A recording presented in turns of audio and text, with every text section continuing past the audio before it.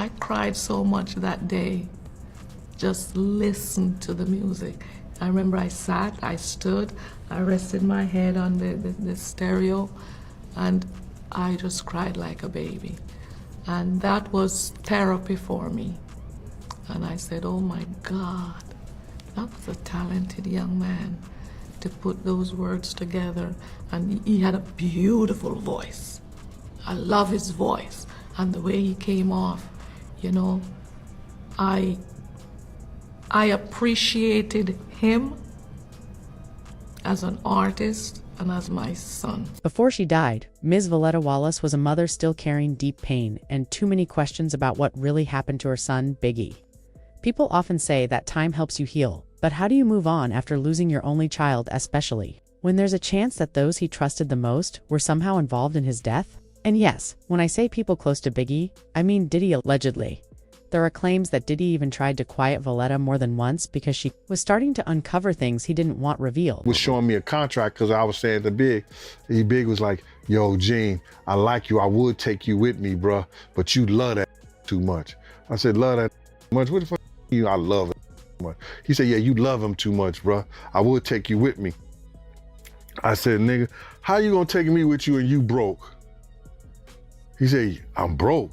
I said, yeah, broke, man. You owe Mike Gadget $30,000 for the system and them drop boxes he put in your truck. And he was like, yo, how you know that? I said, talk and run their mouth, Big. Yo, he said, oh. He said, but I'm about to get this money. So he showed me, I said, you about to get that money? He said, yeah, look at this.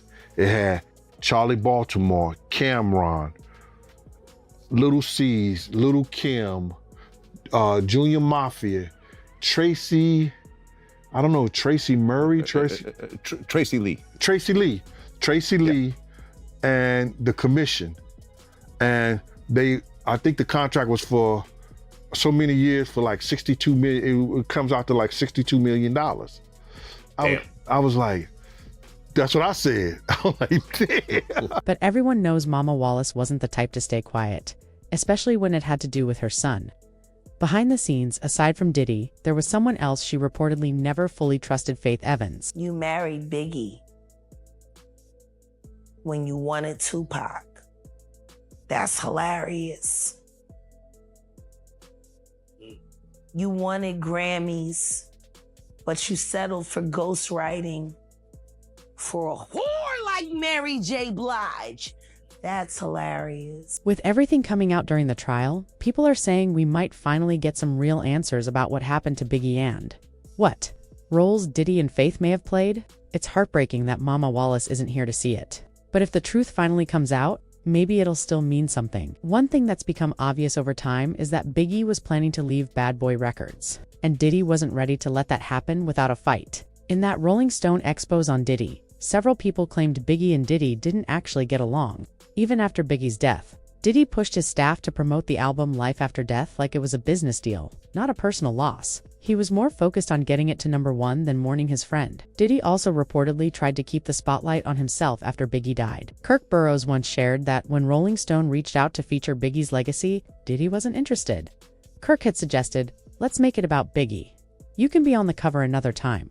But Diddy replied, no, he's dead. I'm releasing No Way Out in July, need to be on the cover. That's how Diddy ended up as the face of Rolling Stone in 1997, with the headline calling him the new king of hip-hop. Later, in another interview with the same magazine, Diddy admitted that Biggie's death helped boost sales. He said, I think his passing added to the fame. It was reported that at least 2 million out of the 5 million copies sold of No Way Out were because of Biggie's death.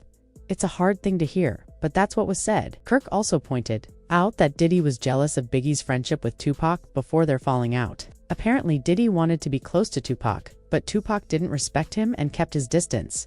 Some even believe Diddy fueled the beef between Pac and Biggie. Kirk claimed that Diddy pushed Biggie to write diss tracks and purposely released the track Who Shot Why in 1995, knowing it would be seen as a shot at Tupac based on what's been shared. Biggie's mom also seemed to believe this. She always thought Biggie and Tupac cared for each other, and that someone pushed them into that feud. Voletta Wallace believed her son was betrayed and killed, and she didn't stay quiet about it.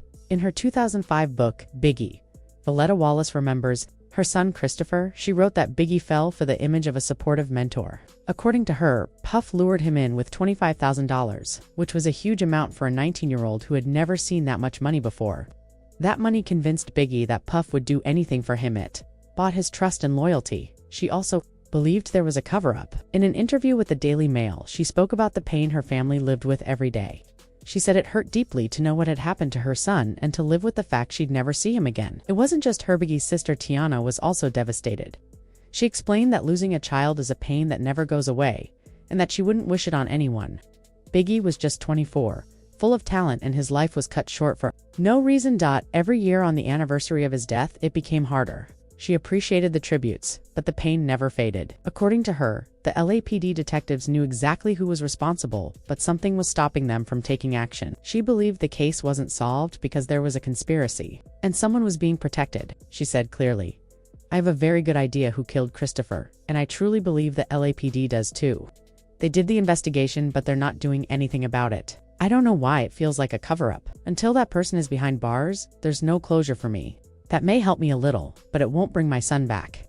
She also said she agreed to be part of City of Liza project that focused on the corruption behind the investigation because she wanted people to know the truth. She said it didn't matter how long it took, even if it was 40 years. She just wanted someone to be held responsible. She believed people in high positions were hiding the truth to protect themselves and their pensions, and they didn't want East Coast people getting involved. She claimed they did everything they could to stop a real investigation and just buried the case. Valletta said she joined the film not only for her son's legacy but also for Russell Poole, the detective who died trying to expose the truth. She said, "I hope and pray that the truth comes out." Russell died trying to reveal it. He kept his word. His wife said he died of a broken heart because justice was never served. All he saw was corruption and lies.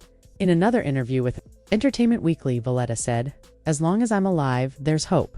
I'll never stop fighting, and I hope my family and friends keep pushing when I'm gone. There's always hope." Even though she didn't name names, many people believed she was referring to Diddy when she spoke about Biggie's death. There were plenty of rumors that Biggie was trying to stand up for himself, and that Diddy might have had something to do with what happened. Valletta heard those rumors too, and she definitely didn't ignore them. So my whole thing about it is that it was somebody in our crew that wanted them to know that Big was in that vehicle. And to separate it, that's where you get there was more than one people trying to kill us. You understand? You're right. That's where you get that at, brother. That there was more than one, different people was trying to kill us. Because somebody wanted to know, yo, if y'all gonna get big, here go the car with the stickers on it. But it goes even further than that, because it's clear Diddy wasn't acting alone. Many people believe Faith Evans knew exactly what happened to Biggie, which could explain why she's been publicly defending Diddy whenever his name comes up in connection to Biggie's death. I know is that Puff would never have Big. Puff would never be involved in one of his best friends. Mm-hmm. That's outside of him being his artist. Mm-hmm. You know what I'm saying? Mm-hmm. That was like, their relationship was something that I don't have that relationship with Puff. So, that's never been something that It's hard to take Faith Evans seriously when she says Biggie and Diddy were basically like brothers. Especially when so many people who were actually close to Biggie say the complete opposite. That kind of statement makes you question what Faith really knows. Even Jaguar Wright came forward and accused Faith of being one of the biggest backstabbers in Biggie's life. According to Jaguar, Faith didn't even truly love Biggie the way she portrayed in public. She actually had feelings for Tupac, not Biggie. Jaguar claimed that even though Faith married Biggie, her heart was somewhere else. She even suggested that Faith was involved with both Biggie and Tupac at the same time, and there was confusion over who the father of her child really was. It gets even messy. Jaguar said to people who worked at Death Row Records allegedly walked in on Faith and Tupac in the studio together. Not only that, but they supposedly took photos of them getting intimate right there in the recording booth. Just think about how painful that would be for Biggie's mom, Valletta Wallace, to witness all of this play out publicly. Seeing the woman who married her son get involved in so much drama, possibly even betraying him, must have been heartbreaking. Jaguar even went as far as saying that Valletta would have preferred Lil' Kim as a daughter-in-law instead of Faith, according to her. Mama Wallace knew that Faith wasn't really loyal to Biggie and may have even been working against him behind the scenes. Now, Whether or not Mama Wallace ever directly confronted Faith, that part is unclear. But what's known for sure is that she firmly believed her son was murdered. And if it's true that Diddy tried to silence her to keep his name out of the conversation, then this situation runs deeper than anyone expected. If she wasn't able to say everything she wanted to out loud because of pressure or fear, then that adds a whole other layer to the story. This might all come out during the trial. But until then, let me know your thoughts in the comments. This isn't just gossip, it's a story that still needs real answers.